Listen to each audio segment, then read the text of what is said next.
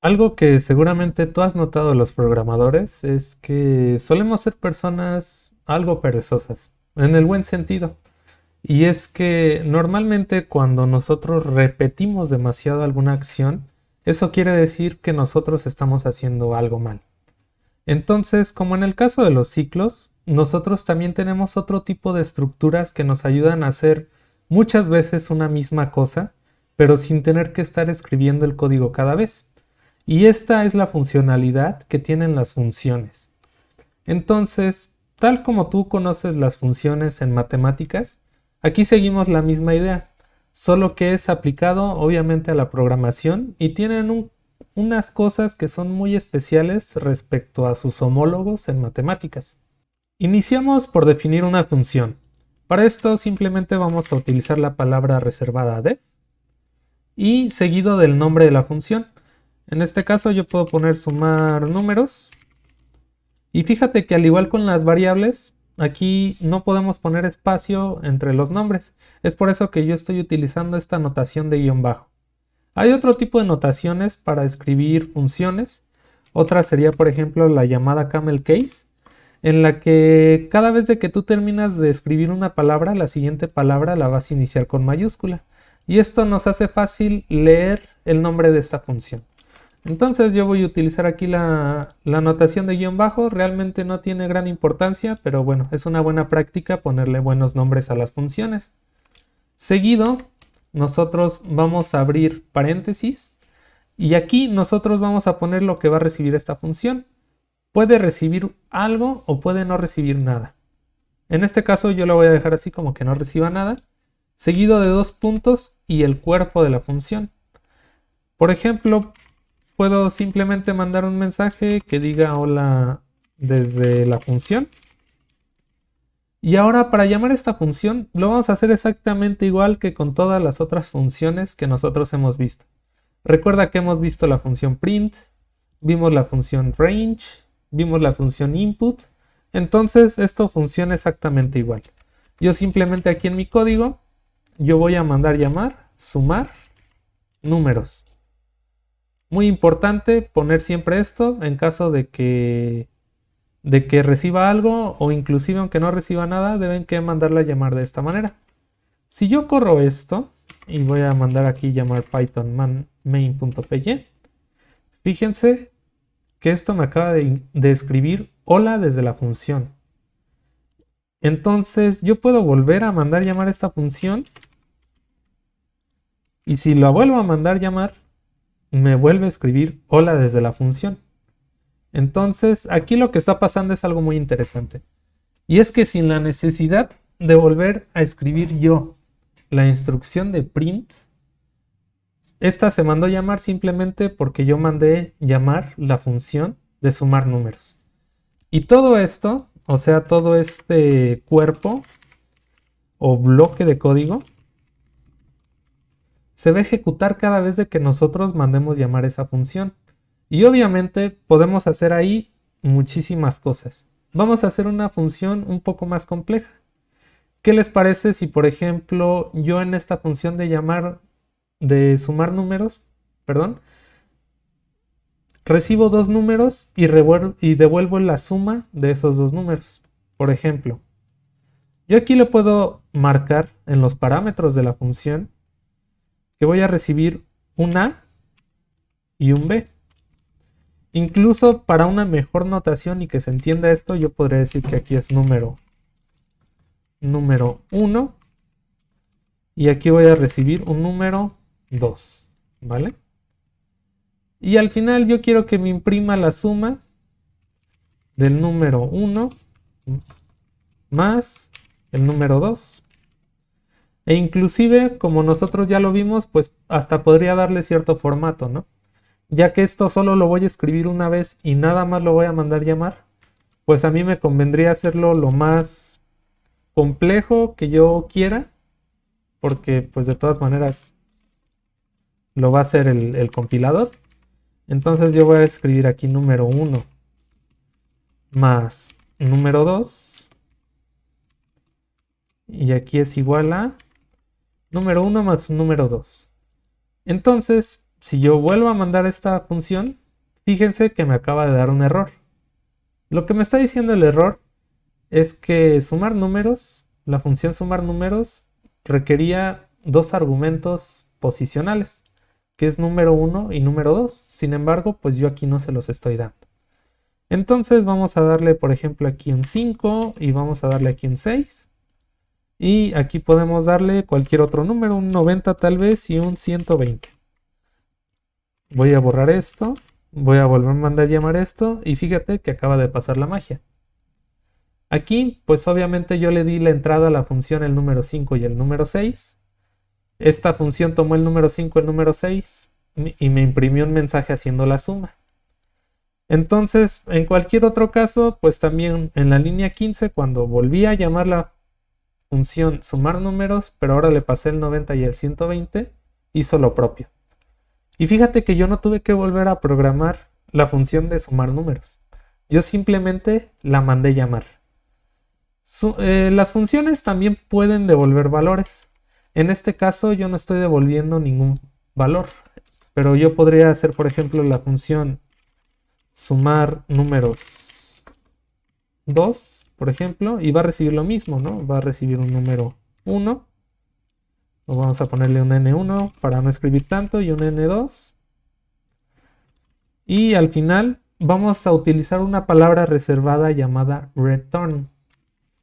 Return lo que va a hacer es que va a retornar el valor que nosotros le digamos de dicha función. En este caso yo le puedo decir que n1 más n2 debe que ser retornado de esta función. Entonces voy a mandar llamar sumar números 2. Le voy a poner otros dos números al azar. Y ahora lo voy a mandar llamar. Si te fijas, al parecer no pasó nada. Porque aquí pues sumar números sí se imprimió. Pero este de sumar números 2 parece que no imprimió absolutamente nada.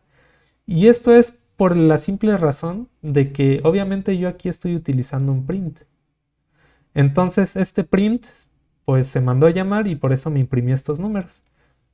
Pero en este caso no, aquí simplemente me retornó el valor de esos dos números sumados. Entonces yo podría hacer aquí una nueva variable que se llama tal vez retorno. Entonces retorno quiero que sea igual a sumar a lo que salga de sumar números 2. ¿Qué va a salir de sumar números 2? Pues lo que yo retorné de n1 más n2. Y al final yo quiero que escriba retorno en mi terminal. Si lo volvemos a correr, fíjense cómo ahora sí me imprimió la suma de 78 más 12. Súper. Entonces podemos hacer muchísimas cosas muy complejas y muy sencillas a partir de esto que hemos estudiado. Recuerden que podemos empezar a unir todas estas piezas para hacer cada vez cosas más complejas. Entonces voy a borrar esta función que es sumar números, ya no me sirve, y quiero concentrarme en esta función que es de sumar números 2. Yo, por ejemplo, pues para sumar números 2, yo podría hacer varias cosas. Digamos que yo tengo este print y tengo un 2 más un 5 más un 7 más un 8, ¿vale? Y aquí tengo el print del retorno. Ahorita no le hagamos mucho caso a este último print. Simplemente vamos a correr esto. Y nos da aquí que la suma obviamente es 22. ¿Cómo se vería esta suma si yo la quisiera hacer con funciones? Ok. Pues yo lo que podría hacer es, por ejemplo, hacer una suma 1. Que mande llamar sumar números y en esto sea 2 más 5. Después voy a hacer otra suma tal vez que sea 7 más 8. 7 más, más 8. Y al final voy a mandar simplemente escribir sumar números. Pero ahora va a ser del total. Si quieren podemos aquí poner suma total, sumar números. Y aquí voy a recibir un S1 y voy a recibir un S2. Y aquí simplemente voy a escribir la suma total. Entonces fíjense cómo yo obtengo exactamente el mismo resultado. ¿Cuál fue la única diferencia? Que yo primero sumar números con 2 más 5, después 7 más 8 y al final sumé S1 más S2. Y esto se me permitió porque siempre lo que sale de sumar números es otro número entero. Ahora, ¿podemos hacer esto en una sola línea? Sí. Yo simplemente tomo obviamente esta función sumar números y la pego aquí. Tomo esta otra función sumar números y la pego acá. Y fíjense cómo nosotros también podemos poner funciones dentro de funciones para que hagan otras cosas que nosotros queremos hacer. De esta manera, pues si yo mando a imprimir de nuevo, pasa exactamente lo mismo. Y como la suma es, sin importar el orden de los valores, la suma siempre va a ser igual. Inclusive yo podría hacer esto de una manera aún más compleja. Por ejemplo, yo podría tomar este sumar números de aquí y que después sume los números, por ejemplo, de 5 y 7 y al final sume el 8 y fíjate cómo vamos a tener exactamente la misma suma. Entonces, normalmente nosotros usamos las funciones para flujos de trabajo que nosotros ya sabemos que tal vez van a ser muy repetitivos dentro de nuestro código. En este caso, pues yo estoy utilizando el ejemplo de hacer una función que sume números, pero obviamente pues esto está pensado para hacer cosas muchísimo más complejas. De igual manera, nosotros podemos llamar funciones dentro de funciones. Por ejemplo, aquí puedo mandar llamar una función de prueba 1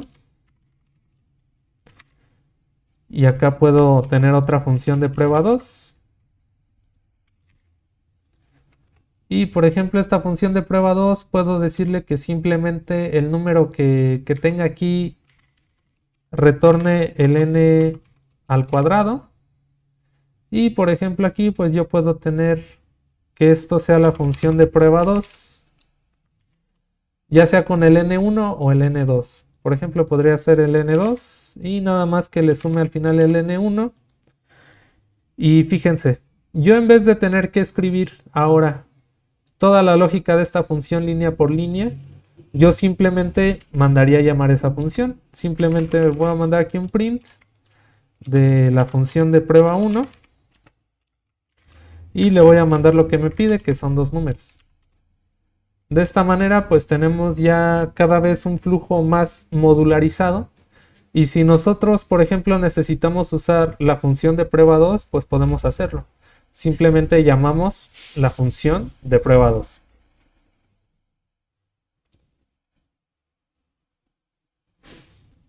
Ahora, las funciones pueden recibir parámetros por defecto. Esto es muy útil cuando nosotros tenemos flujos de trabajo pues que así lo requieren. Voy a hacer un ejemplo. Digamos que yo tengo una función que saca el área de un círculo. Entonces le voy a poner área, círculo. ¿Qué necesito yo para sacar el área de un círculo? Pues necesito el radio y necesito una constante que se llama pi.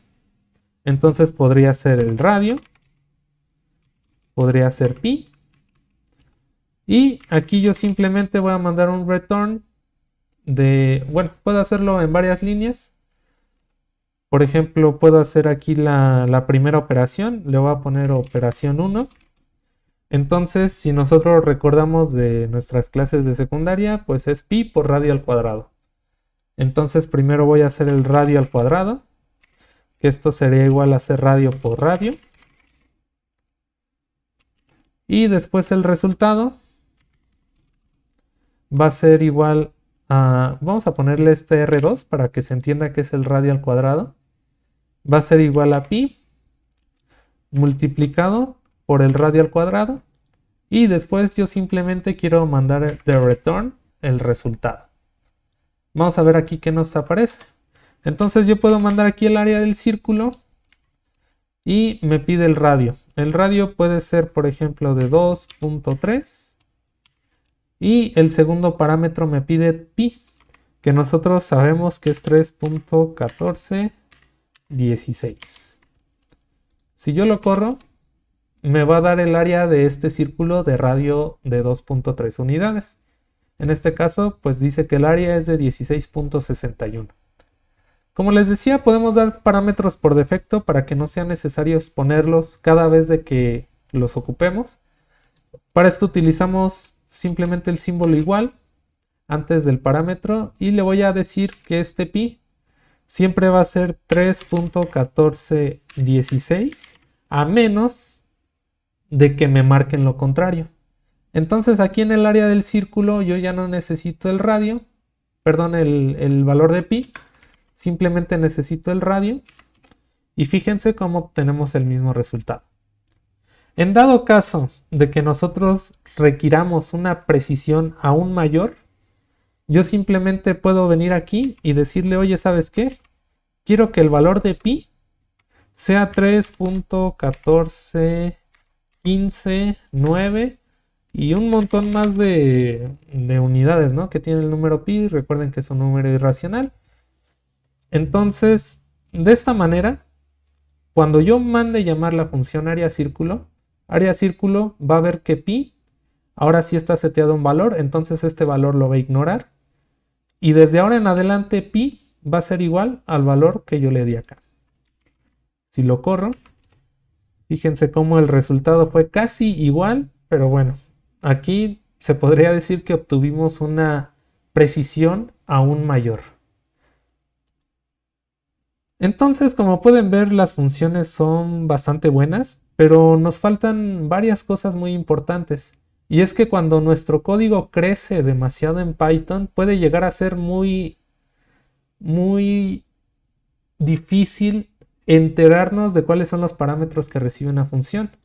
Por ejemplo, si alguien llegara nuevo a mi código y viera esta función de área círculo, ellos nada más verían que pues recibo radio de tipo any. Y pues sí, aquí sí me marca que pi es de tipo float, pero por ejemplo, si yo no le hubiera marcado aquí el pi, aquí también me dice que el pi es de tipo any y de hecho que regresa esto también una cosa de tipo any. Entonces, cuando estamos trabajando con más personas tal vez o nosotros mismos, pues dejamos el código mucho tiempo y ya no nos acordamos, podrían pasar cosas muy feas como la siguiente. Por ejemplo, alguien que no tiene idea de qué es un círculo ni de qué es el área, tal vez en vez de ponerle 2.3 así, le pone 2.3 como cadena de caracteres, ¿no? Entonces, ¿qué va a pasar? Me va a mandar un error. ¿Por qué? Porque pues va a intentar multiplicar una cadena de caracteres con otra cadena de caracteres y pues eso simplemente no tiene sentido. Es entonces cuando entra la necesidad de tipar nuestras funciones y agregarle documentación a las mismas. Por ejemplo, vamos a ver aquí en esta misma ejemplo. Esto es simplemente poniendo, si ustedes recuerdan de las primeras clases, yo les había dicho que podríamos tipar. Entonces yo podría decir aquí que radio es de tipo float, ¿vale? Y pi es también de tipo float, pero como les había dicho, vamos a setearle un valor por defecto. 16, ¿vale? Entonces fíjense, ahora si yo me voy aquí, ahora sí me dice que mi área del círculo recibe un parámetro que se llama radio, que es de tipo float, y recibe otro parámetro pi, que es de tipo float. Y el mismo infiere que la salida, marcado con esta flecha, o sea el return, va a ser de tipo float. En caso de que no se los infiera, incluso ustedes podrían ponérselo aquí. Entonces yo le voy a decir, ¿sabes qué? De esta función siempre va a salir un float. Para nosotros hacer las funciones aún más entendibles, podemos agregar comentarios a las funciones. Para esto simplemente vamos a hacer aquí podemos poner una cadena de caracteres directamente abajo de donde definimos la función. Entonces, por ejemplo, yo podría poner aquí información para las personas que vean mi código en mi futuro. Podría decir aquí esta función obtiene el área de un círculo. Por ejemplo, si les queda corto el espacio, en vez de poner comilla doble, podemos poner triple comilla doble. Entonces de esta manera nos va a dejar incluso como que tenerlo en varias líneas. Entonces esta función obtiene el área de un círculo. Vamos a ponerle dado el radio y un pi que por defecto es 3.1416. Entonces, fíjense que si yo pongo el cursor arriba de donde yo definí mi área de círculo, me va a aparecer la información que yo puse en este comentario de acá. Entonces, esto le da una mejor idea a las personas que trabajan con nosotros o incluso a nosotros mismos que trabajamos en un código que dejamos por mucho tiempo, de cómo es que nuestra función funcionaba y qué parámetros recibe y qué parámetros nos va a devolver.